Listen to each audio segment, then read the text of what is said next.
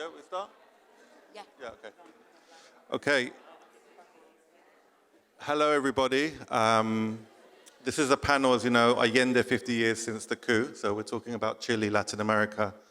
So given that it's about Latin America, we should probably start a bit late, but we're going to be British and start on, well, 1 minute late. So we've done really well.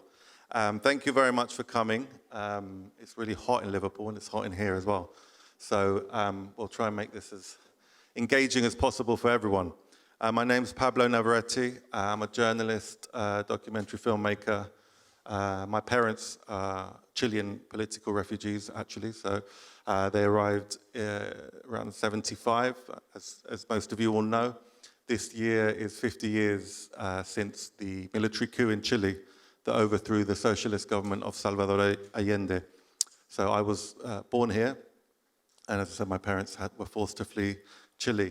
So I run something called Alborada, an independent media outlet that focuses on Latin America in English, alborada.net if you want to find out more. And I'm delighted to be chairing this session that's looking at the 50 years of the coup and the exile community and resistance to Pinochet. And we have some really great speakers here with us today.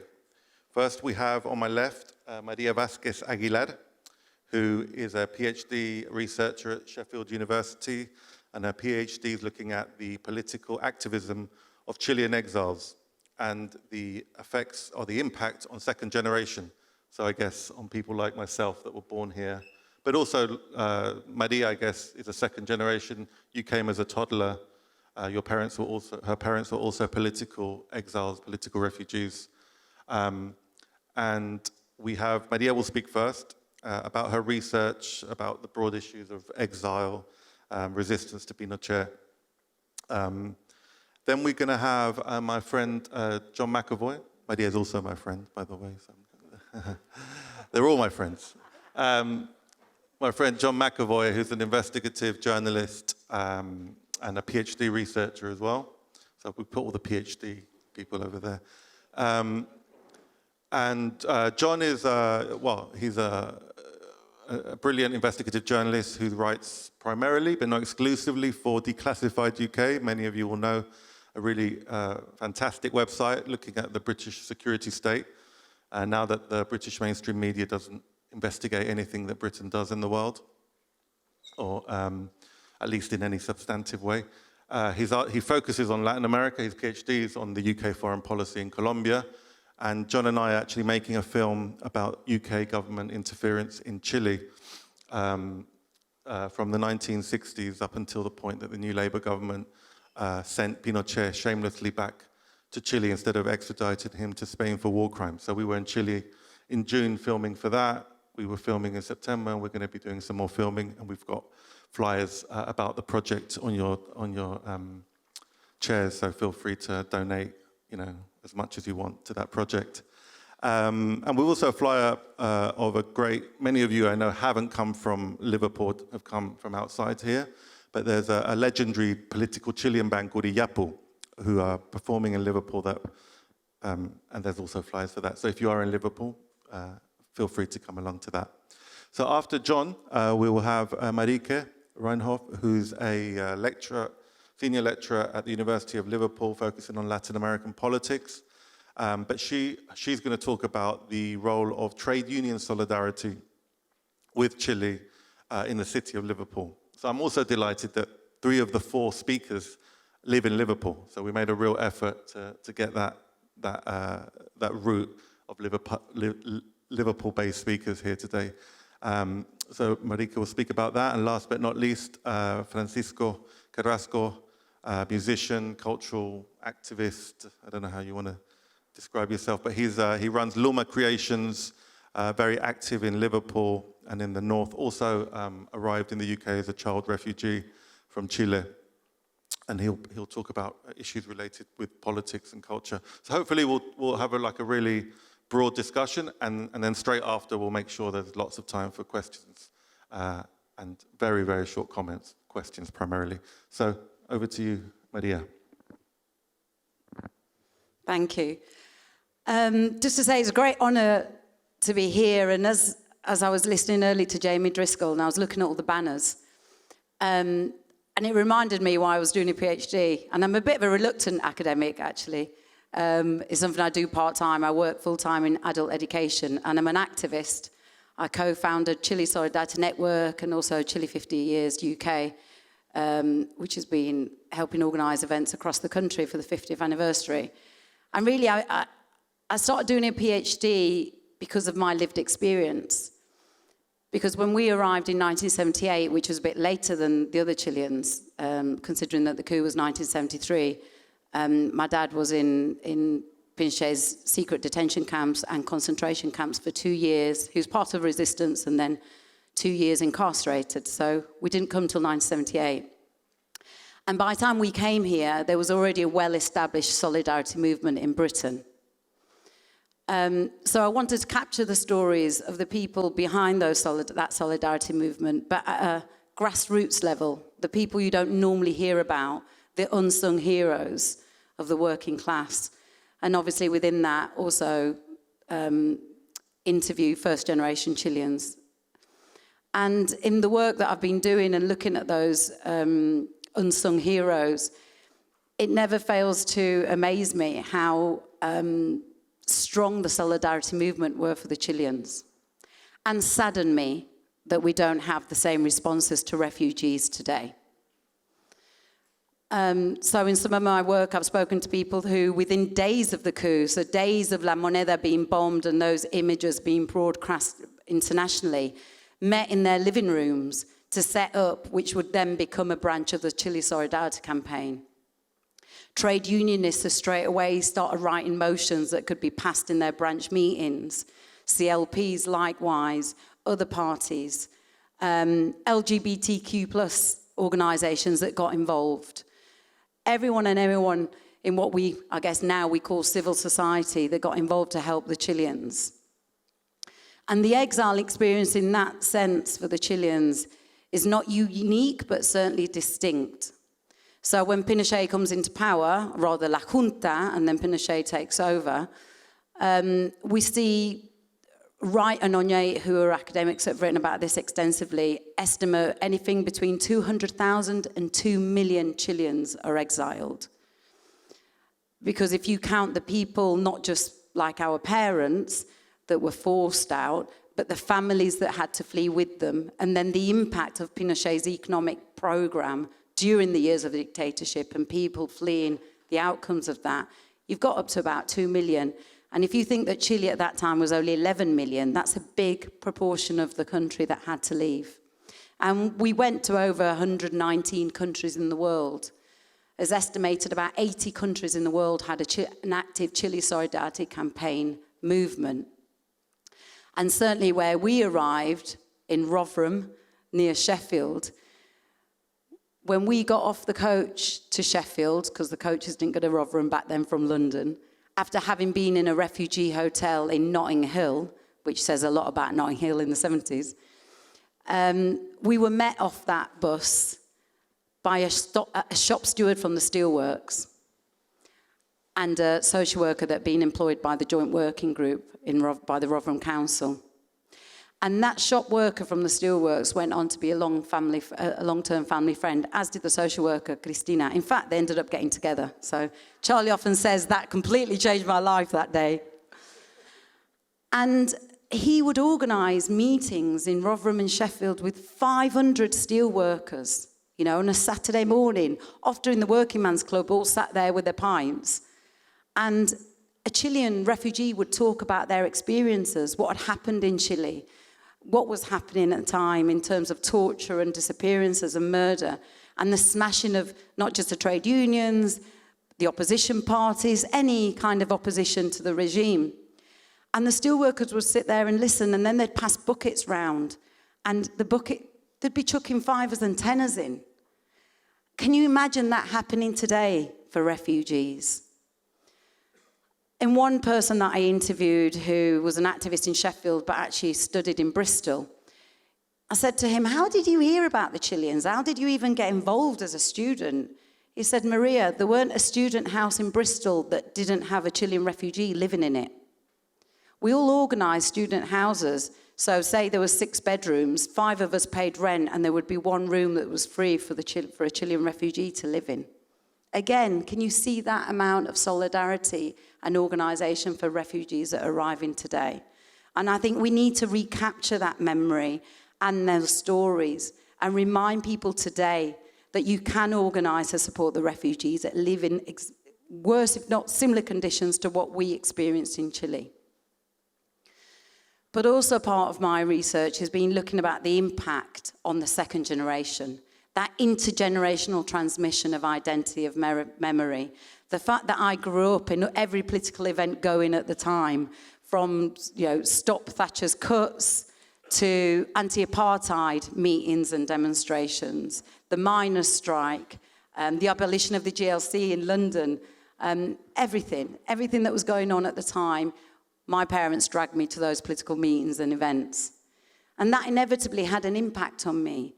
And I don't think it's any coincidence that I am now a political activist. I don't think it's any coincidence that Pablo does the work he does with his journalism and documentary making, or Francisco with his music. And I think that's one of those things that I try and take some comfort in, because there's many horror stories, obviously, from Pinochet's legacy that I don't necessarily need to share with you today, but you can imagine. But that there's also hope that comes from those stories. Partly what Allende accomplished in the 3 years that he was in power, and we're going to hear about the foreign intervention to bring him down. But as you may know, the CIA, the British Secret Service, as we're going to hear, but also the Australian Secret Service were part of that. And that was something that happened way before Allende was even elected. I mean, we're talking about 1964 election, the amount of money that was funneled into making sure he wasn't brought in. So his democratic socialist program, the real third way, not the Tony Blair third way, changed the country in a massive way. And I think that legacy goes on today. And when we see in 2019 Chile erupt against the neoliberal economic policies that were brought in under Pinochet's regime, that were brought in by the bullet in Pinochet's regime and brought in by the ballot box under Thatcher here in Britain. When we see that eruption, we see Allende's, much of the arts, the graphics, the songs of Allende's presidency come back in 2019 and be used in the demonstrations. And once again, Britain responds with solidarity when we start seeing the pictures coming out and the videos, this time on mobile phones, coming out of young people losing their eyes to the riot police that were brought in by a now so-called democratic government of Piñera. And me with other second generation activists, we set up Chile Solidarity Network to try and raise awareness of what's happening in Chile. And it was a student group who was the first to sponsor a political prisoner during that time. So that hope that I think, the legacy brings of Allende's period, and certainly maybe of Pinochet's legacy, is that in exiling so many thousands of Chileans, I don't think Pinochet realized that he was sowing the seeds for future activism. I don't think he realized the ripple effects of what the exile community would have when we arrived in this country and start organizing politically. The links that were made with groups like the banners that we have today and many more are these links that have continued to support Chileans ever since. And I hope that as victims of Pinochet's dictatorship, we can find comfort in that. As Tupac Amaru said when the Spanish conquistadores were killing him, I will return and I will be millions. Thank you. Thank you, Maria. There's a new documentary that was released, was it like June? We did an event in Sheffield called Chileans of the North, in which Maria is interviewed and her family. And it really brings home, at least in that area of South Yorkshire, in Sheffield, how the Chilean community were welcomed and the solidarity that was expressed, that Maria has spoken about, but how it was a two-way thing, how it was, the trade unionists in the UK were obviously expressing solidarity, but also learning a lot from Chileans who were coming from a highly political situation and that had a lot of political knowledge also to impart. And it was a very kind of equal relationship. It wasn't a kind of, this top-down we adopt. It was a very, healthy and humbling relationship that was created. I recommend the documentary. It's a really nice one. So we've heard these, some of the stories around solidarity that exists between, British people and refugees. And now we're going to hear the sort of the baddies, the British government, what they were doing at this time, because, everyone talks about the coup in Chile, CIA-sponsored coup, and it's true. It was, the US government never wanted or never were going to allow Salvador Allende to govern, and they did everything, state terrorism. They made famously the quote about making the economy scream. They did absolutely everything to ensure that he would fail, and ultimately they facilitated and financed the forces that undertook the military coup. But the British government's role, as is always often the case, and it's complex reasons for why this has gone under the radar. And that's something I hope that the documentary we make with John exposes a bit. But I'm going to let John talk about his groundbreaking research in this area, which isn't even his PhD. He just does this as a hobby. Talk about more about what he's uncovered in relation to the UK government and Chile. Cheers, Pablo, and cheers, Maria. So as Pablo mentioned, what I want to talk about is the secret history of British interference in Chile. As both Pablo and Maria mentioned, the CIA role in the coup in 1973 is notorious. It's common knowledge at this point that the CIA orchestrated, or at least sponsored and financed the actors that were engaged in the coup. But we haven't been privy to very much knowledge about what the British government was up to in Latin America in that period in general, and particularly in Chile. And that changed in 2019. In 2019, the UK government released around 10,000 files into the National Archives, many of which detailed MI6 and the activities of something called the Information Research Department, or the IRD. Now, the IRD was a secret propaganda unit that operated within the British Foreign Office. By the 1960s, it was the largest internal unit within the British Foreign Office. And it operated between 1948 and 1977. It remained a secret unit. Most members of Parliament didn't know about it. The public, of course, didn't know about it until 1978, when it was revealed in The Guardian. And what the IRD did, its modus operandi, was to collect information about left-wing movements, particularly communism, communist organisations, communist movements, communist theory and practice.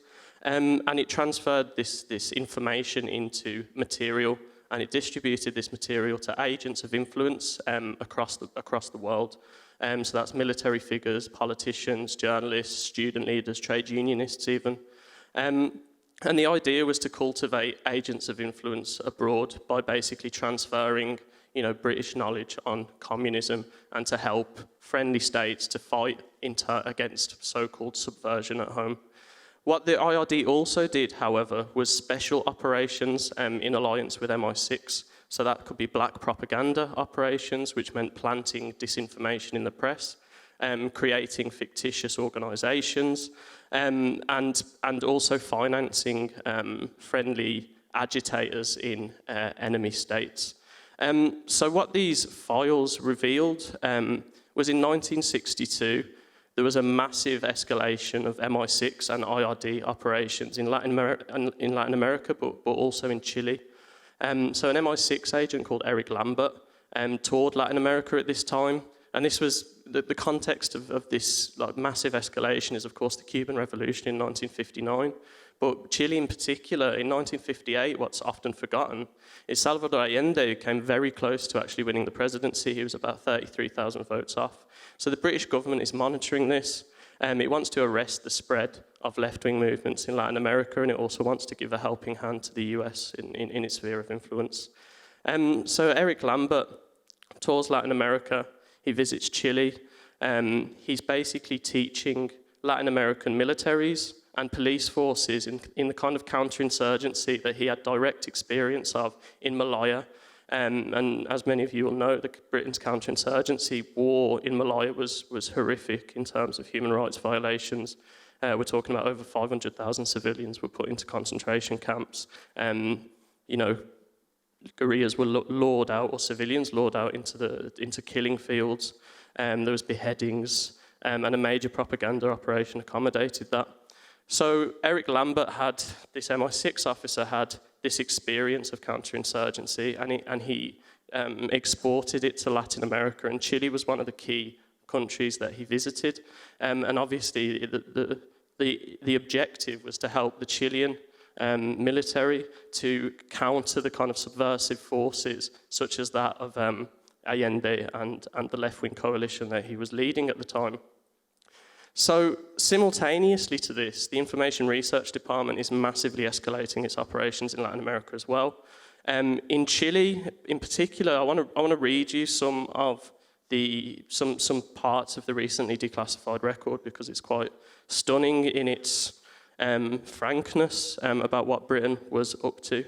So in the previous to the 1964 general election in Chile that Allende contested, the IRD focused on the distribution of our more serious material to reliable contacts and to securing the publication of certain press articles which were critical of Allende and favourable to his opponent, the Christian Democrat Eduardo Frei. As Allende looked likely to win the 1970 election, this propaganda campaign massively escalated. So in 1968, the head of the Latin American section of the IRD wrote, "Because there is a very real danger that the communists might gain control of this country by constitutional means, we are concentrating on covert operations which we think could influence the result of the next election." So you've got explicit electoral interference in Chile on the part of the British state against specifically Salvador Allende. In 1970, this operation continues. Another IRD document notes, "The IRD operation has been concentrating on preventing an extreme left-wing alliance from gaining power in the 1970 presidential elections." And the IRD field officer who was in charge of IRD operations in Chile in 1970, someone called Pat Dyer, noted that he was not discouraging Chileans from thinking that there could be foreign intervention if the Marxists gain control here, because this could influence many independent voters, particularly women, to vote against Marxism at the next elections. So this is a real cynical campaign to convince Chileans that there might be a coup and therefore to vote against Salvador Allende. So you've got this major propaganda operation, and the British Foreign Office was expectedly bitterly disappointed with the election of Salvador Allende in 1970. However, it continued with its propaganda operations. The MI6 station in Chile remained open.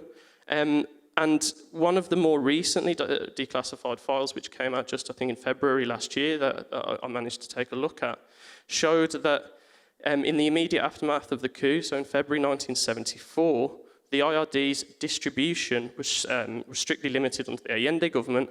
However, we have begun passing in material to the Chilean Ministry of Foreign Affairs, government information organisations, and military intelligence. So Britain was actively facilitating Chile's military intelligence at the exact time that Foreign Office officials in the British Embassy in Santiago were acknowledging that torture is going on here and producing numbers like 3,000 civilians killed. So they were actively facilitating the agents, the armed agents of the state, that they recognised were engaging in torture and widespread human rights violations.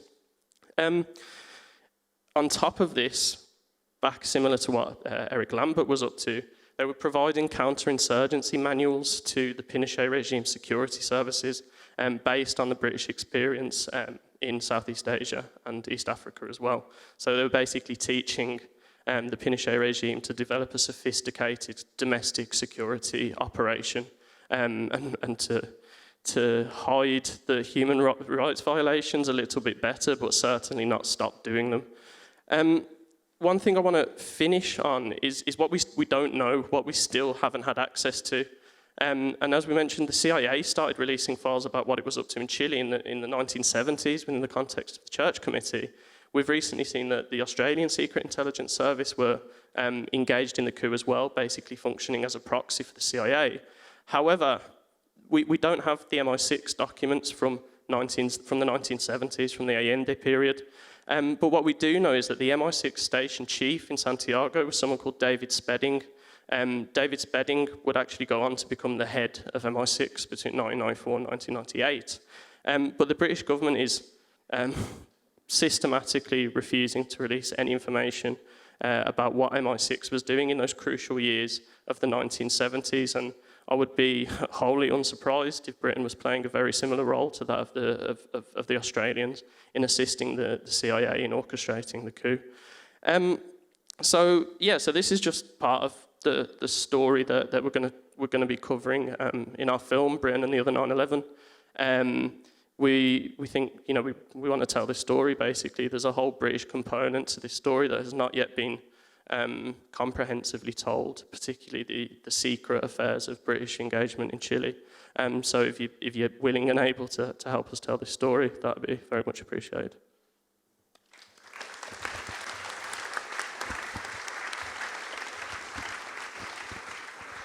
I should mention we invited an MI6 spokesman to join the panel, but they didn't reply to the email, so unfortunately you'll have to take John's version now.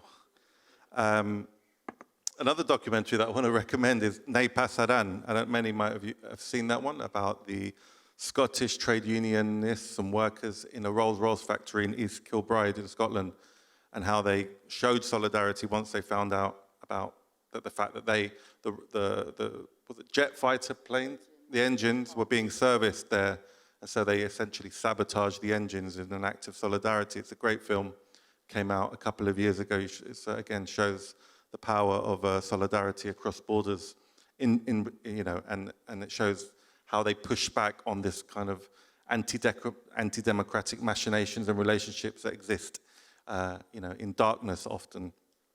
Now I want to pass the mic to Marika, who will talk about the solidarity shown here in Liverpool, a city famous for its left-wing history and solidarity, by the trade union movement to Chilean exiles. So Marika. Thanks. Well, thanks for mentioning Ne Passaran and the Scottish case, because Liverpool and Scotland, Scottish solidarity, were often mentioned in one breath, in a sense, that there were two places in the UK where you got strong solidarity with Chile, including boycotts. So what I would like to talk about is, in the 1970s, examples of boycotts and refugee campaigns in Liverpool. So after me, you will hear a first-hand example of what has worked out from what it looked like from a Chilean perspective. So in Chile, like elsewhere, in Liverpool, like elsewhere, the coup in 1973 resonated very much. This has to do with the appeal of the Popular Unity government, the idea of a left-wing alternative, an elected left-wing alternative in particular.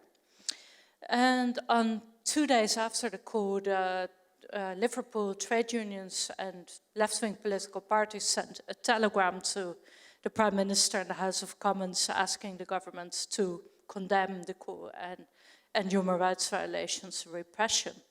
So they were very engaged, and there was a demonstration here very early on in November 1973 against the coup.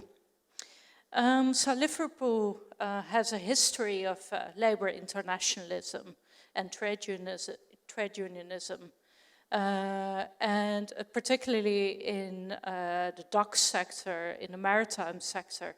There are many examples historically of the way trade unionists connected to colleagues in different countries and addressed cross-border issues like military dictatorship in Latin America.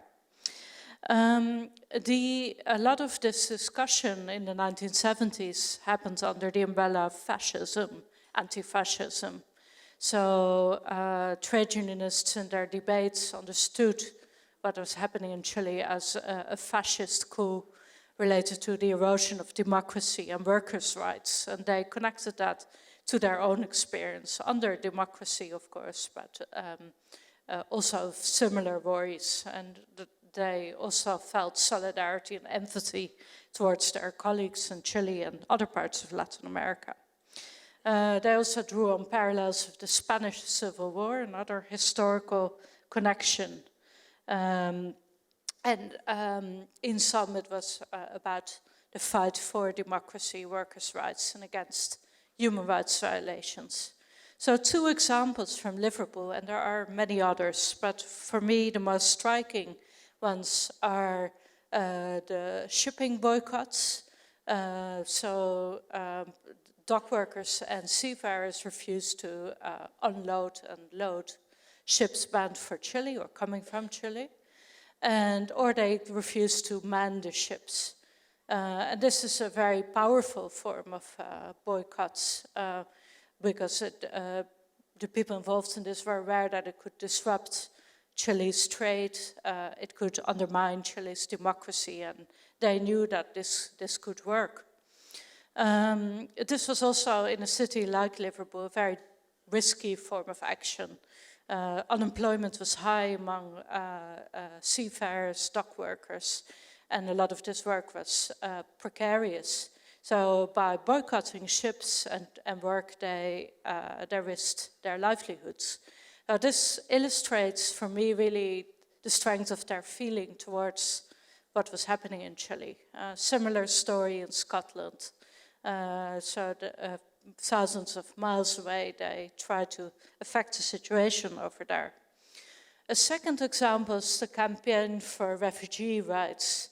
So as Maria already mentioned, the situation in Chile led to a lot of support for refugees coming to the UK from that part of the world, including in Liverpool. So the local Merseyside Chile Solidarity campaign lobbied the city council to appoint a civil servant to support refugees, to give supportive housing, language and jobs. So really unusual in the current context. A local union of the National Union of Seamen who were associated with the Communist Party of Great Britain, they also campaigned for stowaway refugees. Working in the maritime sector, they knew what I would hear about stowaways on ships from Chile, which happened occasionally. And at one point, they heard about 6 of them on a ship who were held in a deportation center.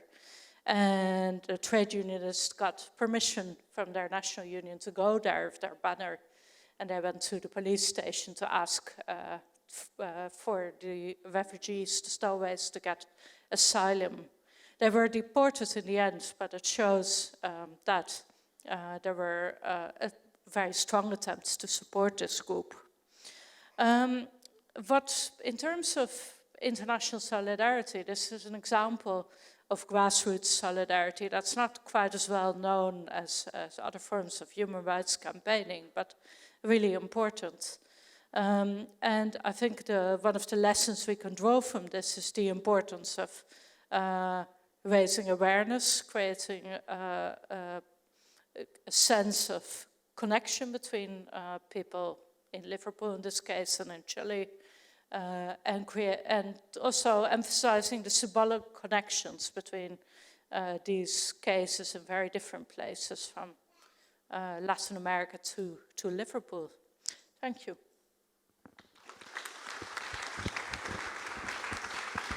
Thanks so much, Marika. And now we're going to keep it in Liverpool, the discussion in Liverpool. And as I said, we have Francisco, who's been, how long have you lived in Liverpool now? 83, a long time. And I think you came to Leeds, so he's been working in Liverpool since that time. And I asked Francisco to obviously talk about his experience here in Liverpool as a cultural activist, as a musician. But also I thought it was interesting, because another documentary, third documentary I recommend, one that we've been showing called The Train of Culture, which is a really nice documentary that explores an initiative that took place under the Allende government, where, inspired by the Spanish Republican times, where musicians and artists and poets and theatre and actors went on a train and traveled to the south of Chile, I think, or across Chile, and gave free performances to low-income communities along the way. And it was a real kind of symptomatic and emblematic of the kind of the times of the Allende, because as Maria says, we hear so much about what happened after the coup and the horrors of the Pinochet dictatorship. But sometimes I think people forget, or we don't talk enough about what exactly it was that was occurring under Allende. What was it that made my parents, Maria's parents, Francisco's parents, such passionate supporters of the democratic socialism that was happening?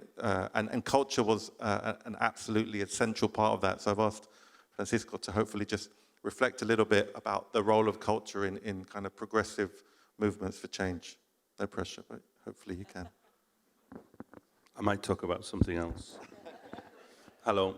Yeah, my name is Francisco. I came to Leeds with my family in February 1973. 1975, what am I saying? My father was a member of the Allende government, and he was in a concentration camp from the 16th of September till in various concentration camps across the country until February 75, when, like many other families, that we were put on a plane and sent out with a stamped passport that said not allowed to come back. Some people call it the L factor. I don't know why, but exiles of that type we were.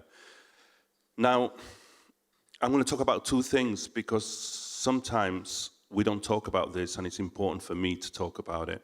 When we came to England, there were a few things. We had, like Maria said, and various people say often, the support from, and it was a voluntary support most of the time, from British people, students, dockers, all kinds of people from all walks of life. But also, there was a backlash. For example, we were giving flights out outside Ellen Road when the Scottish team was about to go to play to Chile. And a lot of the players were part of the Leeds United team at the time. And we were spat at, kicked, battered, beaten up by people because of that in the 70s. And then when I was 14, I was put in the hospital by the National Front. So it wasn't all plain sailing. And I think that's important because we forget that in Britain, when we talk about this, I forget there are two sides to this, just like in Chile, and we need to, it was like what John was talking about, there's that hidden side that we forget, we mustn't forget. And that was quite something that made me go the way I went. Because for me, a lot of the things that happened were based around two things. And I just watched a documentary today called Identity, Memory and Future, which kind of brought it to me from me as a cultural political activist, not a holder of a party badge, though my whole family is completely political. But that concept of what did it mean to be here? What did it mean to do what we did? What did it mean to be in Allende's Chile at the time? And how did culture, how did the song, how did music, how did that storytelling actually make a difference?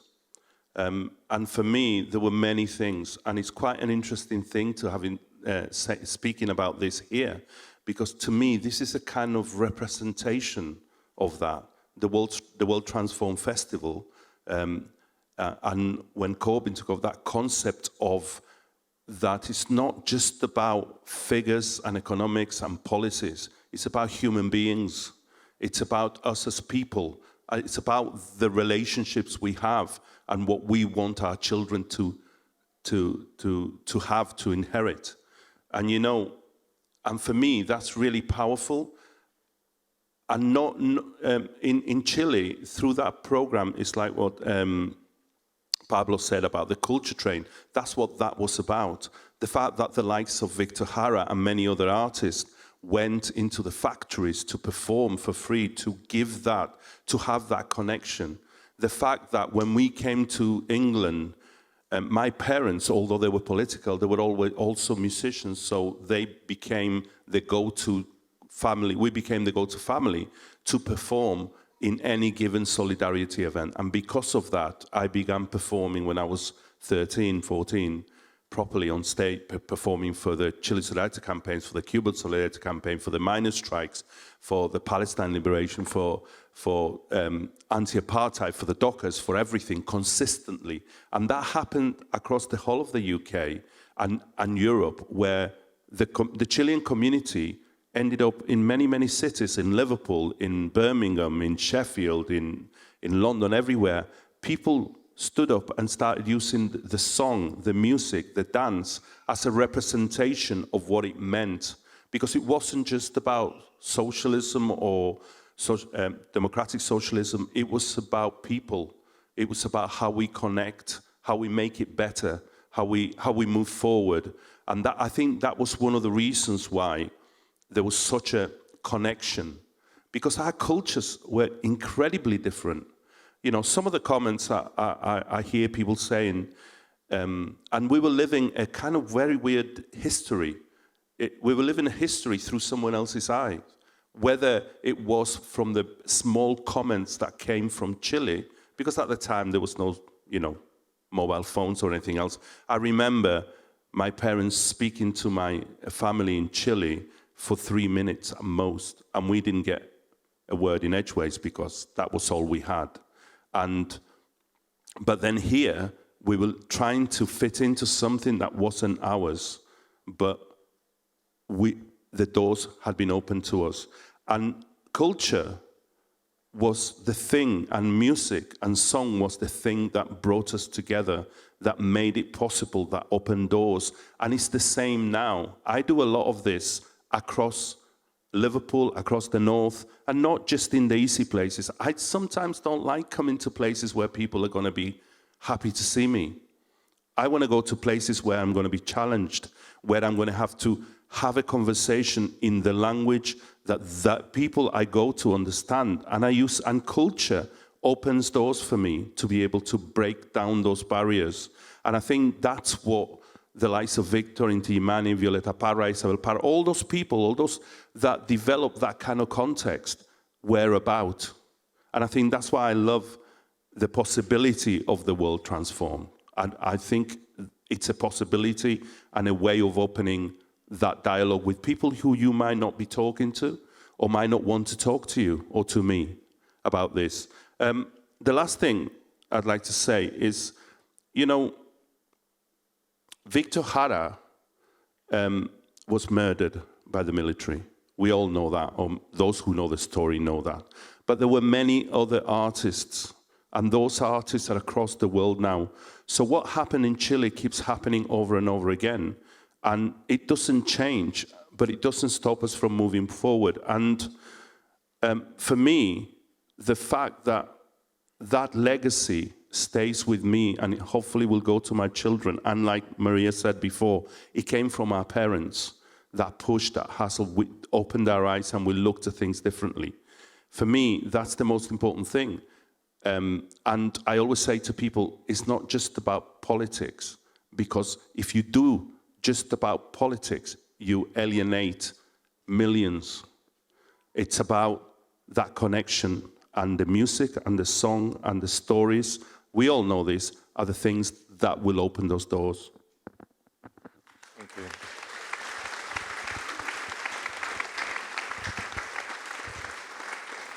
As Francisco was talking, I remembered the phrase, no hay revolución sin canción, there's no revolution without song. And I just quickly Googled to make sure it was Salvador Allende, because I didn't want to misquote him. But yeah, there was one of the phrases, and I think, I mean, we have now a good amount, 45 minutes for a Q&A, and I think there's lots to talk about. But just to link this discussion about Chile with British politics, for me, you know, I joined the Labour Party after Jeremy Corbyn, who has a very long connection to Chile. And there's another documentary you could watch on YouTube that I helped make for Double Down News. Last year, we went to Chile, and my parents feature in that one, and Jeremy was there for the inauguration of the new left-wing president, Gabriel Boric, who I'll be speaking about on Tuesday, I think here. And we made this 25-minute documentary that's on YouTube. And again, Jeremy goes to the grave of Victor Jara. And yeah, we try and talk about that link of culture and politics, which is so important.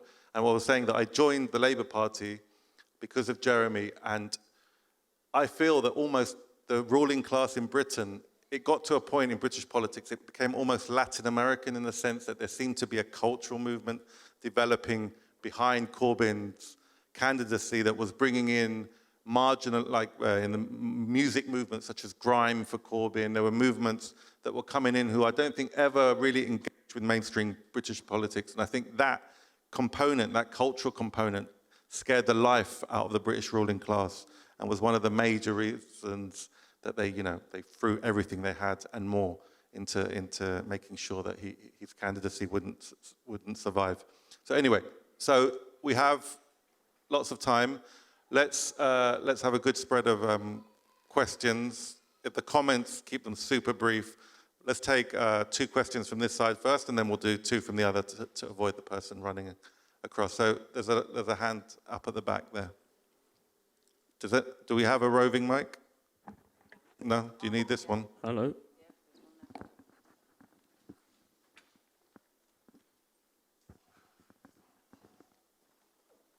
And if you want, introduce yourself. I mean, you don't have to, though. It's Kendrick Fowler. The question's basically a sort of simple one. Is modern Chile a safe, or at least safer place for trade unionists and socialists? Do you want to try? Let's take one more. That was a nice, succinct question. There's another one at the back there.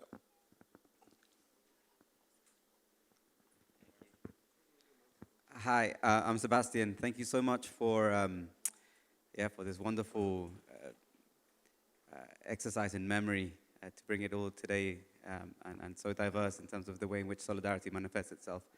I have a question around the role of the British state during the dictatorship and to bring down the Allende government and prior to that, but also to what extent that that interference, that intervention was also about protecting corporate interests, potential economic investment, and how that may or may not have shaped the way in which Britain is so heavily involved in the extractive sector, say, in Chile today. Okay, well, I think that should we start with the first one? Do any of you want to, around the, I think Maria.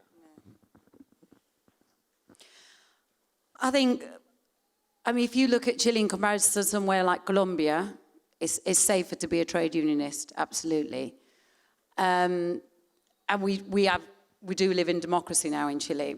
However, what 2019 showed many of us, sadly, is that impunity still reigns in Chile, as it does across Latin America and many other countries in the world. In that, where there's abuses of human rights by the state, those crimes are left with impunity and there's no justice for the victims. It's important to know that we still got over 1,000 people disappeared in Chile, that we don't know where they are. I think it's about 1,400 and something, that we still don't know where they are. And in 2019, the unrest that I spoke about, hundreds, primarily young people, primarily young men, lost their eyes because the riot police purposely targeted their faces with tear canisters and rubber bullets. And in a very short space of time, Chile got the world record for the amount of people that lost their eyes or were maimed during, and this is outnumbering places like Kashmir. So a really shocking statistic. And although we now have Boric in power, nobody has yet been to, apart from one case that has not been taken to court in terms of the police that carried out those crimes. So yes, is it safer to organise in politically? If you're on the left, it is. However, when you come out on the streets and challenge the status quo as the 2019 unrest did, the repercussions are still very severe with no justice for those victims. I can't remember when it was, but it was last month. Eric Campos, who's the General Secretary of the Chilean TUC, was over at the TUC conference, and I spent some time with him, and we were having this very similar conversation. And one of the things he said that really struck to me was very succinct, and he was basically said, "It is safe until it is not." And I think that says everything about Chile today.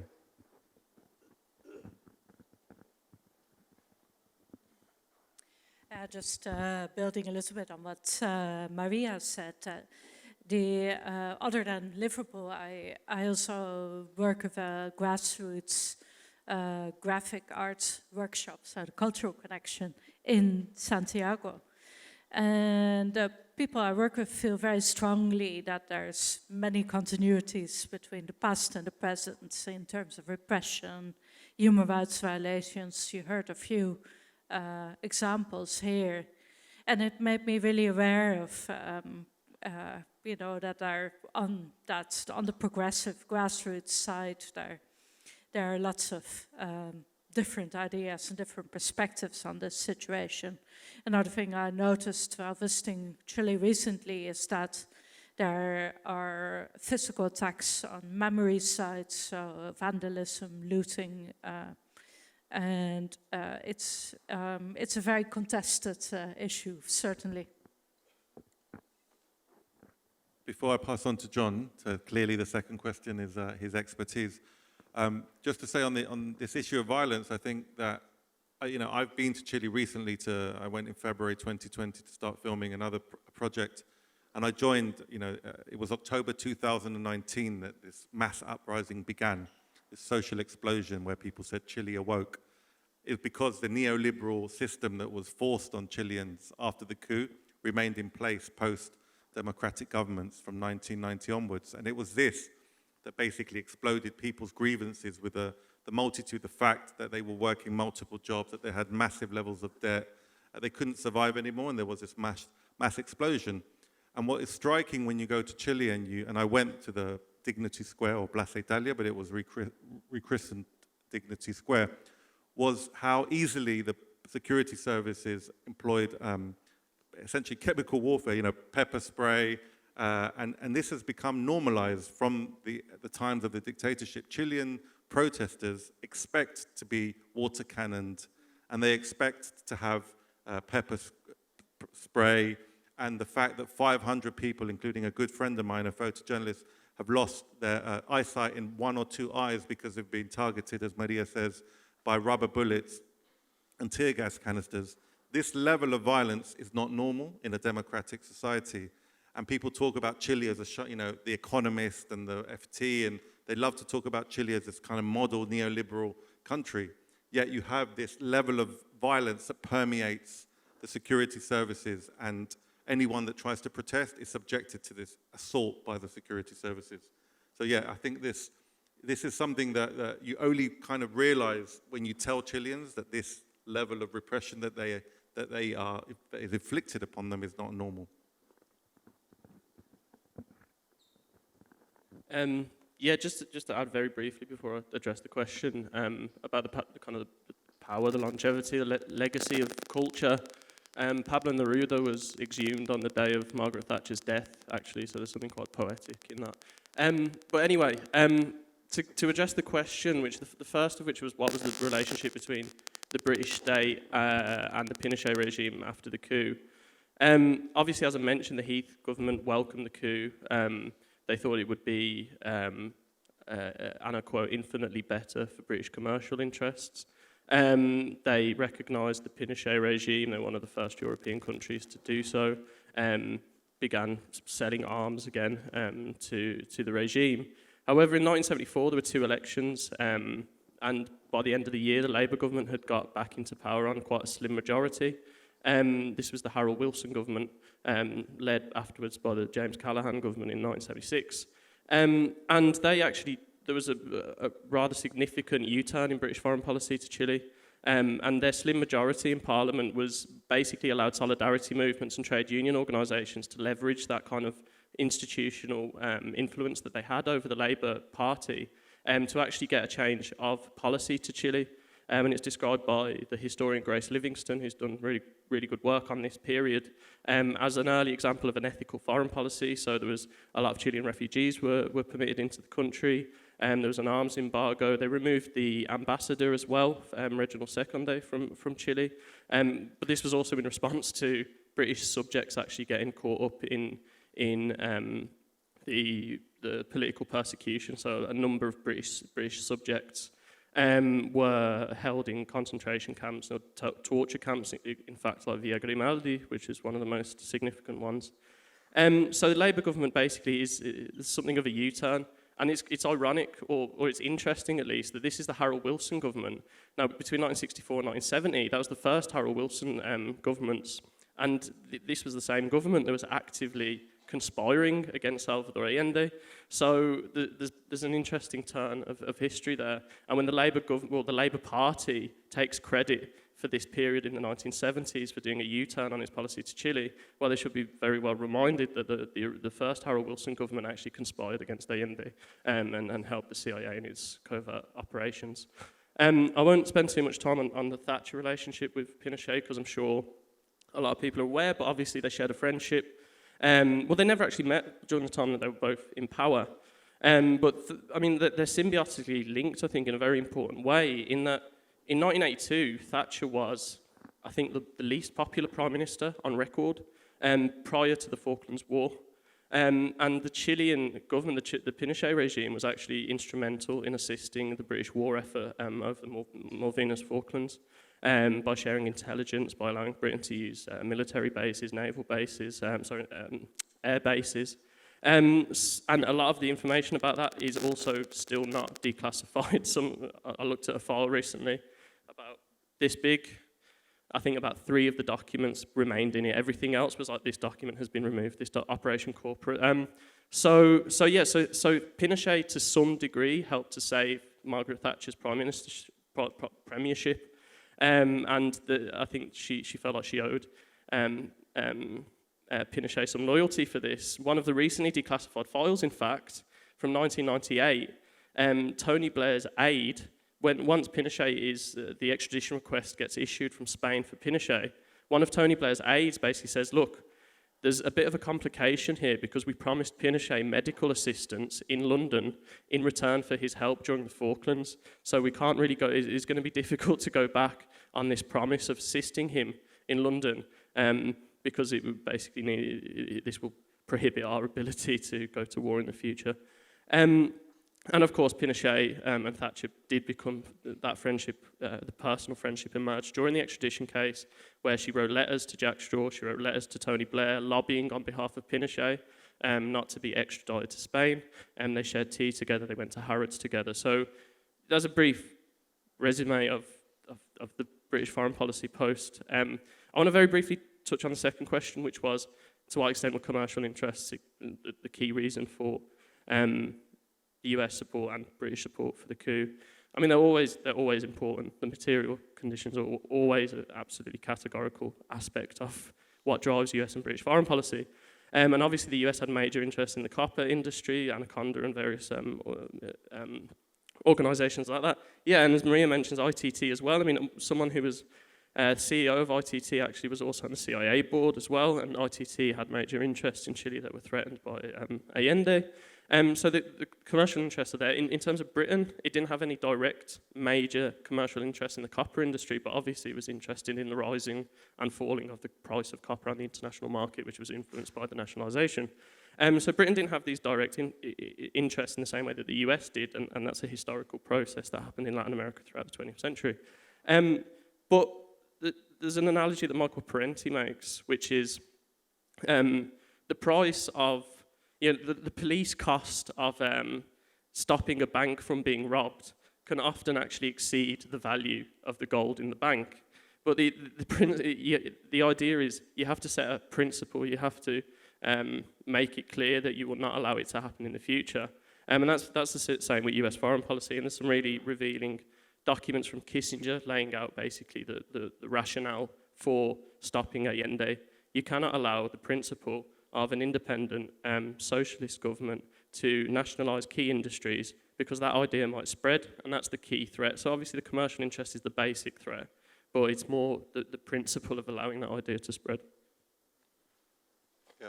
I think it was Oxfam that wrote like a booklet when the first Sandinista government came in 1979, entitled "The Threat of a Good Example." So I think that's essentially what Allende was for certainly the White House and for many others.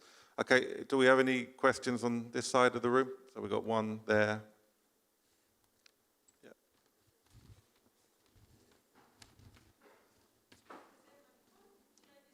Oh, no, two. We'll take. Sorry.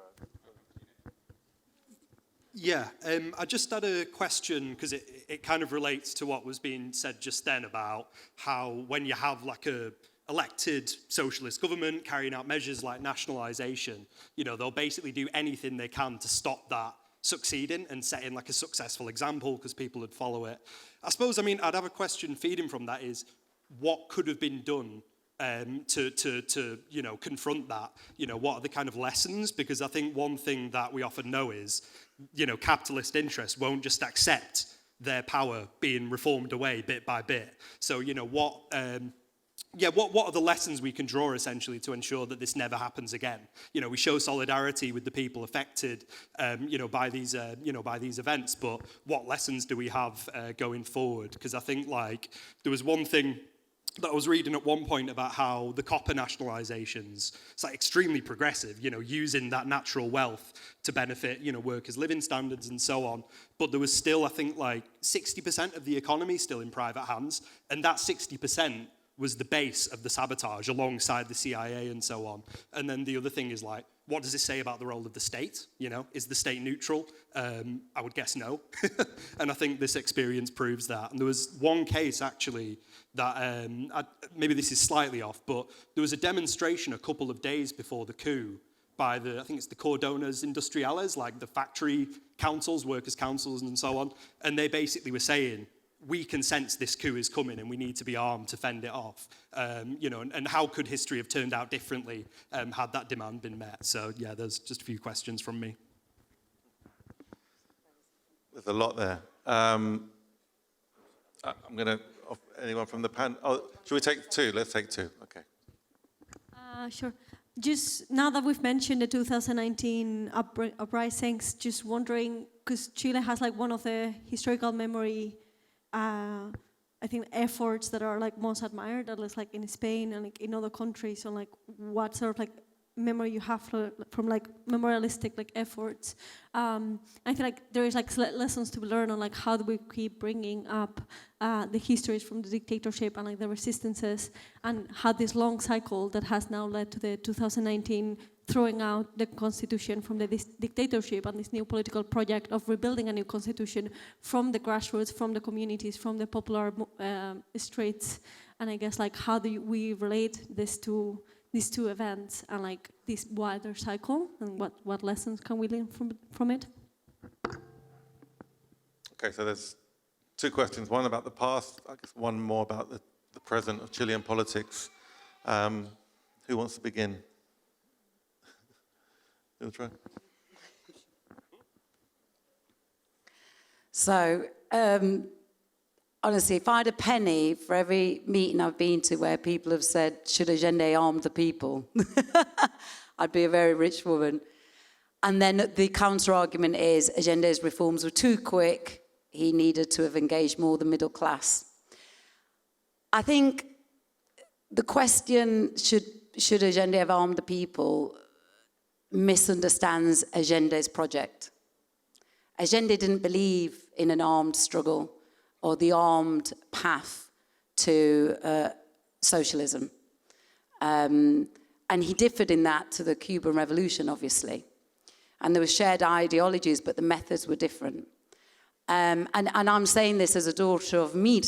My dad was a Mead activist, and Mead, Movimiento Izquierda Revolucionaria, for people who don't know, were the left-wing party that supported an armed struggle and weren't actually, as a consequence, part of Popular Unity government, but supported Allende's government. And I think what John's work on Britain and certainly the work that's already been done around the United States, I strongly urge people to check out the National Securities Archive run by George Washington University, where you've got all the CIA declassified files on Chile, and obviously what's come out since about Australia.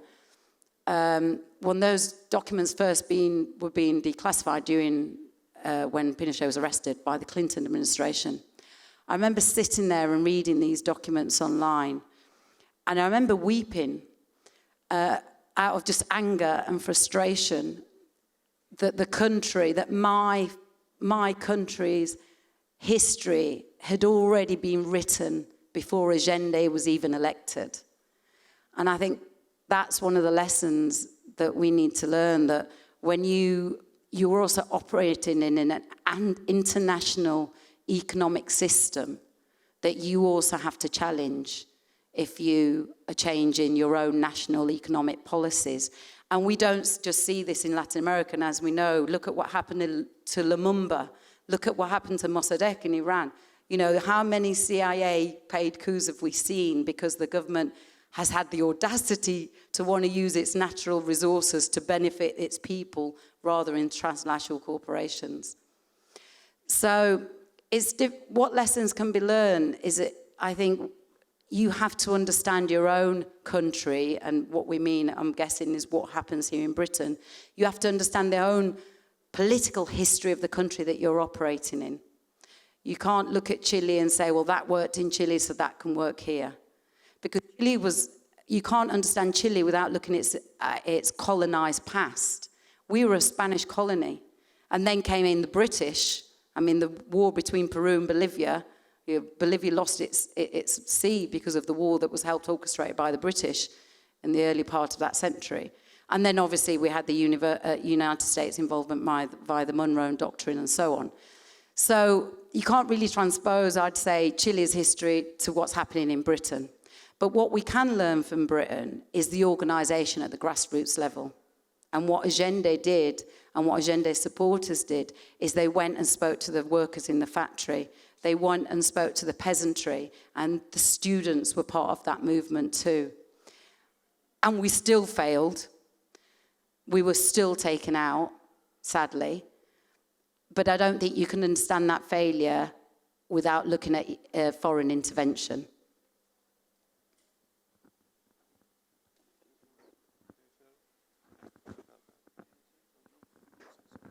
Yeah, and just following on from Maria, I've also been asked that question a million times. Sometimes I get a bit fed up with it, but sometimes I try and understand it, because really,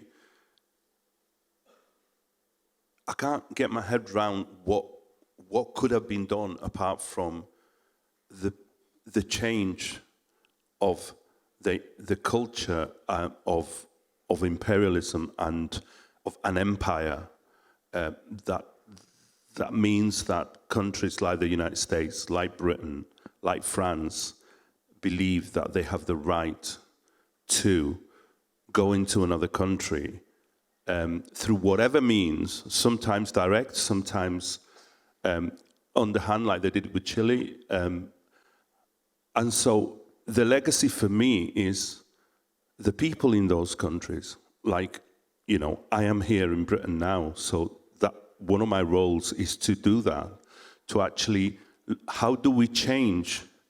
How do we develop a movement here? And remember, that movement was started to come with Jeremy Corbyn, but even that was stopped here because they know what happens if a movement like that. So the answer is, we have to do it everywhere, not just in Chile or in Nicaragua or in Iraq or whatever. And like in the United States, sometimes I get into arguments because I say, well, you're the one that are letting your government do whatever it wants. Because apparently these are democratic governments who rule by the ballot. So what are we going to do about it here is the question, to make sure that Britain doesn't do that.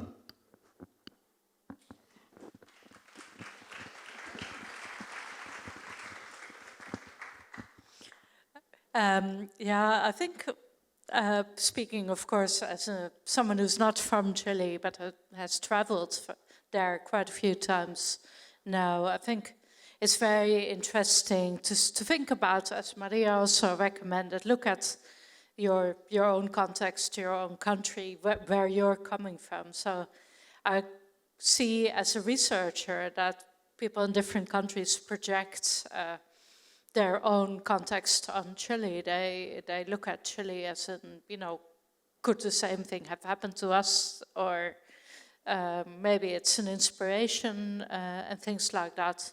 And for me as a researcher, that's a very interesting phenomenon. In France in the 1970s, there were discussions about whether the military could intervene, and there were discussions referring directly to the situation under Allende, even though you can't really compare it at all. I think we should look at it like that and understand the historical context very well of what is happening. I think many Chileans I spoke to during my trip said to me, well, Allende is now treated as kind of a martyr. And of course, he is. But we should also be realistic and also understand what happened. Mistakes were made. Maybe later we also made mistakes in the opposition and in the present day. So I think studying it more and understanding what was happening and understanding the different contexts is really important. But I also agree here, Francisco, that I draw a lot of inspiration out of the examples of solidarity, and I think we all can and see what effective solidarity looked like and looks like, because Chile's solidarity also continues thanks to people here on the panel who have been very active in this, making people in the UK and elsewhere aware of what is happening over there. I'm just going to abuse my position as chair, just quickly to say I think it's an interesting question. I think we've all been asked it many times. And yes, there are discussions as left-wing people that we can have over lessons of projects of change, be they in Latin America, in the UK.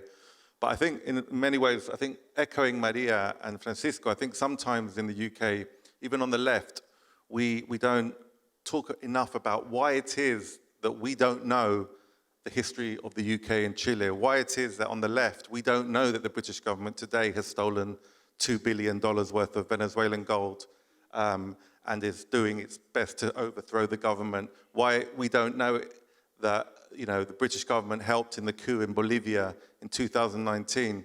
And it's because, I think the Corbyn moment or the Corbyn experience showed us that that media organizations that were supposed to be quote unquote progressive, like The Guardian, are not our friend. They're our enemies when it comes to true movements for liberation, true movements for social change. The Guardian is not on our side.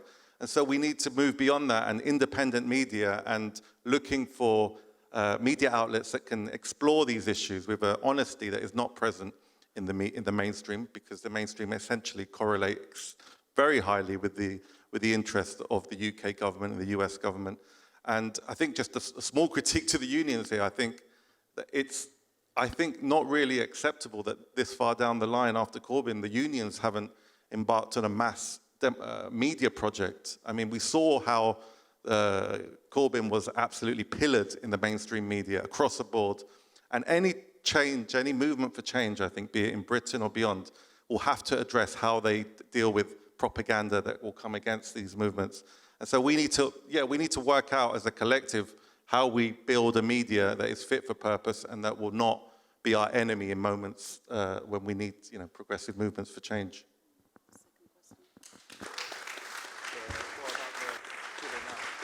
Yeah, do you want to talk? I mean, about Chile now, I think, just quick, there is, for example, in Chile, the Venda Sexy was a torture center that a really horrible one that my mother was one of the people that was in there. And the Boric government has recently, in August, decreed that it should be bought by the government. And so that's, I think, a positive step. But interestingly, even that is contested by former political prisoners because some don't believe that the government should be using state resources to that. Others, like my mum and many others, think that on balance, it's a positive thing. There is a Museum of Memory in Chile that I would say plays a very positive role in securing and being a monument, at least, to what happened in Chile, and to force, that memory onto people because it exists as a building and it's been funded, and it's it's an impressive building and resources have been put on that. So I think that's a broader. I don't know if anyone else on the panel has. Just to go to your question about memory and how that informed the struggles of today, I think it's worth knowing that, and John mentioned the arrest of Pinochet, until the arrest of Pinochet, Chile doesn't face its past. And projects that have come out since has been the families of the victims that have forced that to happen. It's come from a grassroots level. And certainly the arrest of Pinochet means that Chile, up until then, Chile was in collective amnesia. There was a few bad apples, there was a few rogue agents, that kind of argument. But obviously the arrest of Pinochet shows that it was systematic and it was state-sanctioned murder and torture and disappearances, so they can no longer hide behind that. And this is about, again, it's the grassroots that are pushing for memory. And this isn't memory, and this is one of the things we've talked about hopefully all year in what we've been trying to do. This isn't about memory just in the sake of commemoration. This is about memory being an act of resistance in itself, making sure that these crimes aren't forgotten, that these stories aren't forgotten, not just in the honor of those who died, but hopefully to fight for a nunca más, never again. And that's why when in 2019 the repression is so stark, for many of us in exile, it's like, it's happening again. And how quickly the state, within days of 2019, Piñera brings out the tanks. Can you imagine in a country that had 17 years of military dictatorship, in so-called democracy, the tanks roll out quickly, and actually the armed forces themselves, are pulled back, but then they're replaced by the riot police, which are very repressive in themselves. So, but just linking those two questions, in the 29 demonstrations, and I urge if you haven't, if you look at the images on social media from that time, the placards that are used are no against privatization of water, free education, free and quality access to health, all issues that actually we're facing in Britain today. And that's not by default, that's by design. That's because, as I already said earlier, the same neoliberal project that was forced in Chile was brought here. And that's the ideological connection between Pinochet and Thatcher is very well established. So the placards are issues that we have. But at the same time, there was not one political party banner. And we're talking about millions of people in the street, demonstrations not seen since the time of the 80s, since the dictatorship, but there was not one political party represented. And I think that's the lesson. And they weren't represented because the people no longer identified with the political parties in power, left or right. And I think that's a really important lesson for Britain today. If the mainstream parties or any political parties are not relating to the grassroots, then what the hell are they doing? And that will certainly come back on them. And one of the things that when we were campaigning for Chile Despertó, we were saying, okay, Chile despertó, Chile awoke, but when's Britain going to wake up and fight against the neoliberal project that's being brought to us?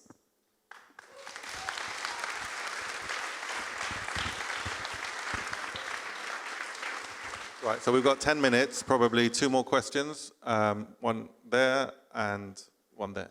Yeah. So.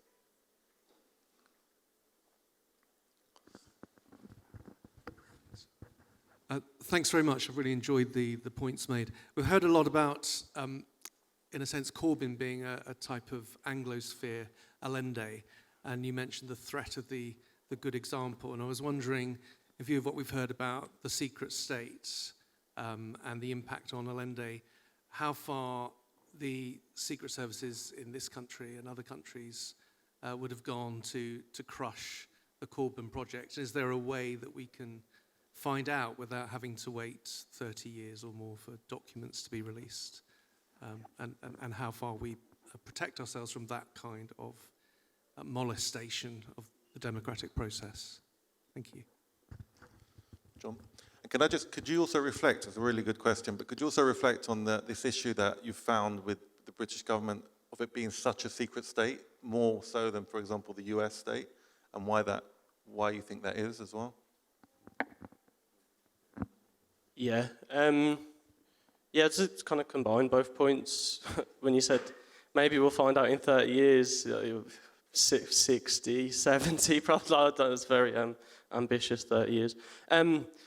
But I mean, we already know to a certain extent that both the British and US secret states did conspire against Corbyn. Well, in Britain, it was very much out in the open. A colleague of mine, Matt Kennard at Declassified UK, published an article 3 years ago maybe, that basically listed all of the various times that British acting and former British military officials explicitly said that they would not accept a Corbyn government. So that's a major threat to democracy. You've got acting military figures intervening in the official political process. You also had the example of Mike Pompeo, who was a former CIA director in the US under Trump. He announced to a meeting, I forget what exactly the meeting was, but he was recorded talking in a private meeting, and he said that Jeremy Corbyn is running the gauntlet. We're already making him run the gauntlet. I paraphrase, but running the gauntlet was, and a gauntlet is basically, I don't know, I assume many of you know, but 2 lines of military figures, and you run through it, and they beat they beat you up. So the phrasing of this suggested that the CIA was actually already engaged in beating, trying to stop Corbyn from getting to power. What can we do about that? I mean, many things, but I think a key issue is the CIA and the IRD. One of their key vehicles for influencing opinion is the media, and their relationship with the media is incredibly tight. I'm sure there are many people still associated with working for The Guardian, for The Times, for the BBC, who have active links with the security. There's just no doubt about that.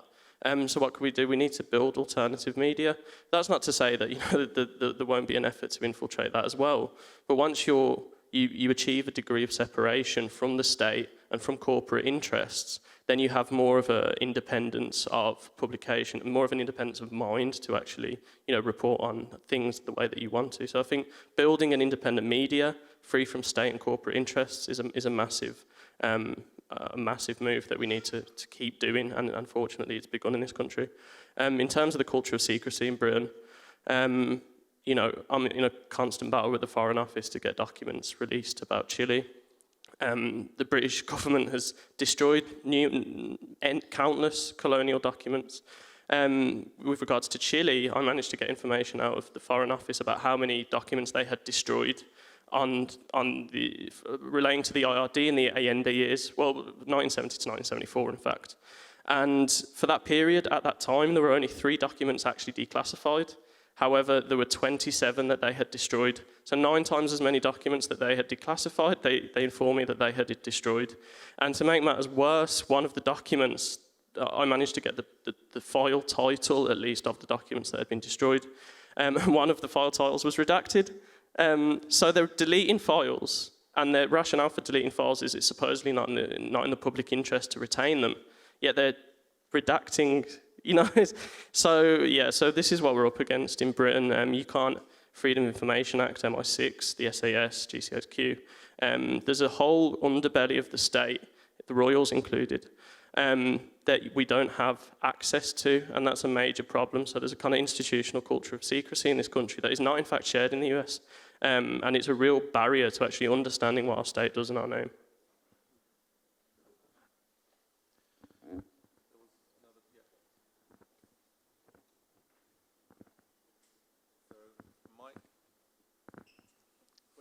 Disappeared. Mike Purse has disappeared. Hello?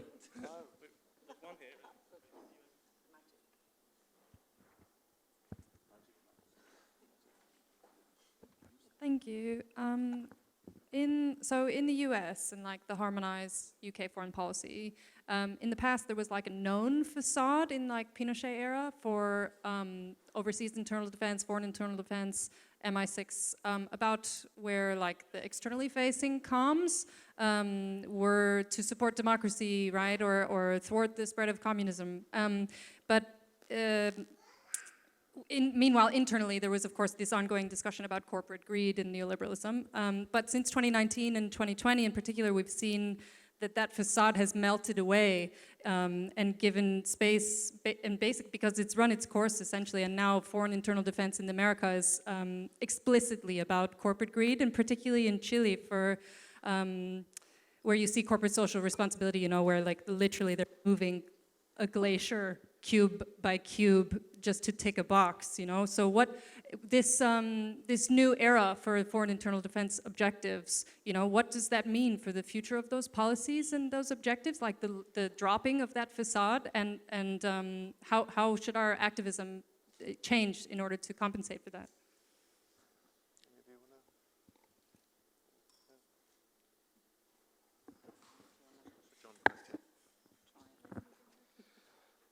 Yeah, it's a good question. The difference between, you know, bombs with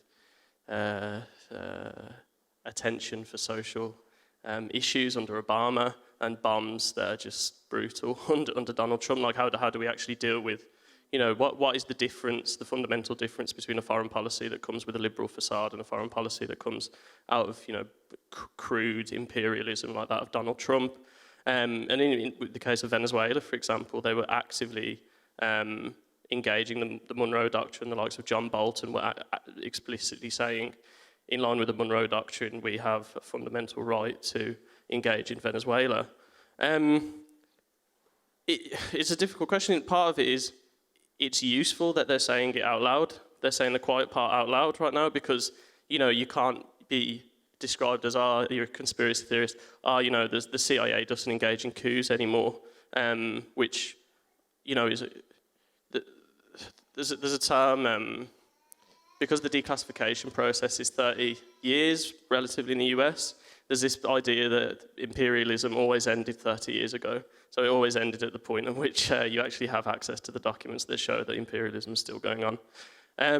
Honestly, I'm not sure how to respond adequately to this question. I took it on out of like one for anybody else. But you know, we can obviously use their words against them. They're saying things out loud that sometimes you'd have to wait 30 years to be declassified, and that can be used to our benefit, as vulgar and horrible as it is. Yeah, I think what that means as activists is a really good question, and I guess, and this is the importance of these forums, but also people going home and talking about these things. I think one of the things that's missing massively from the narrative, you know, I'm sure we all saw Suella Braverman the other day in the Tory conference talk about, you know, the hurricane of immigrants and just, you know, felt like screaming. And I think this is what's missing from the narrative. So going back to where we started about the solidarity that we received, and that's not to say we didn't receive racism, absolutely. I could tell you 1,000,001 stories about racism we had in Rotherham. But I think one of the things that helped me and many people from my generation feel integrated was that solidarity, because that's what integration looks like. It's what Francisco was saying about people coming to listen to your music, people eating the empanadas, people hearing about your struggle is what helps you feel integrated, not being forced to learn English or whatever it is she was trying to say. And I think it's that political consciousness that the working class had, or a main driver being the trade unions at that time, and had a role of trade union education, which is not necessarily just formal like Union Learn, but actually just informal in conversation in working men's clubs. I think that's the kind of thing we need to do as activists. We need to have these conversations about why this foreign policy has an impact on our everyday lives. How does that struggle in Venezuela or in Bolivia, or what's happening in Haiti, or what's happening in Yemen? Why should that matter to us living in Liverpool or in Sheffield or in Rotherham? And those connections, then comes the next step, is what can we do about it? What can we do about making our own government more transparent, and what can we do about influence the foreign policy of our own government? But I think one of the things that we need to rescue for the times of when we arrived is that people knew about Chile on council estates that I lived on, you know, and still do live on. How many could tell me about Yemen today? You know, how many could tell me about the struggle in Palestine today and why that matters?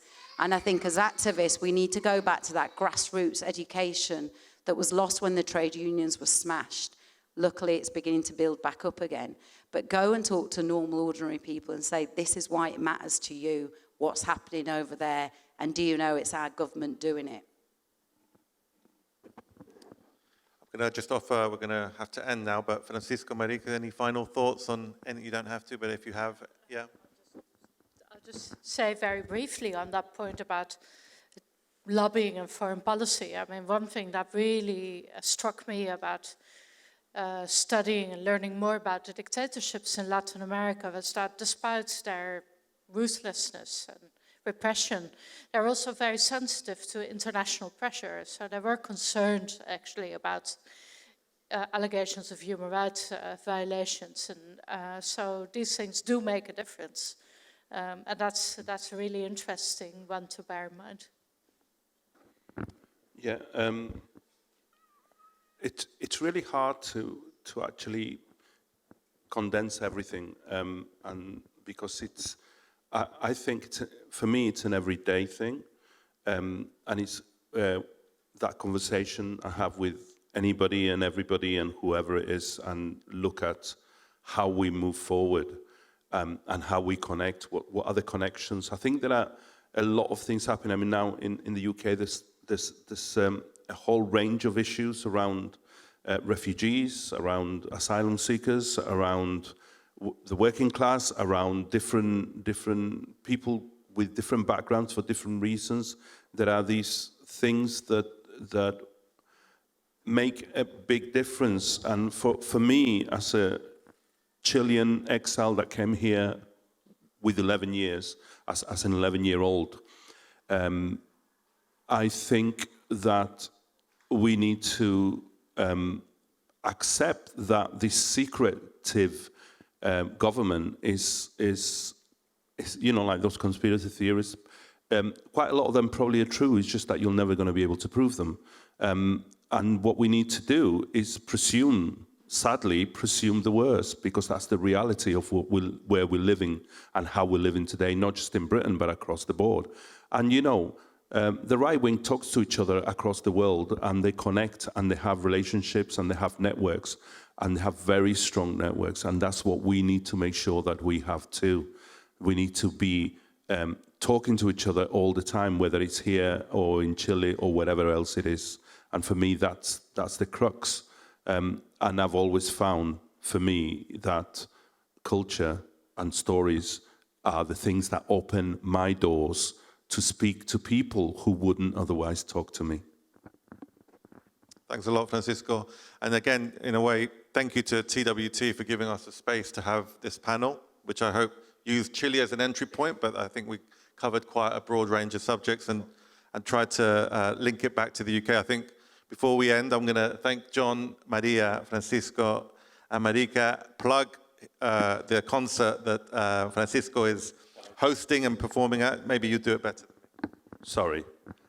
The reason why I'm pushing this, we bring in, Iyapo was one of those groups in Chile that was exiled, and they did a massive tour of about 10 years. And they are part of the 50 years, and they're only playing in Liverpool. They're playing 10 cities in Europe, and Liverpool is the only one. They are one of those groups, and this night is going to be about that concept that the likes of Victor Jara and all those other people stood for. So if you can make it, please make it, because it is about the movement, the cultural and the political movement. It is about us standing together, and there are going to be people here from all over the world, so I hope you can make it. So, see you in Liverpool. I'm coming for that one. And thank you for your excellent questions. And yeah, hopefully we'll have another session next year, again on Latin America, Chile, and so keep supporting TWT. Thank you.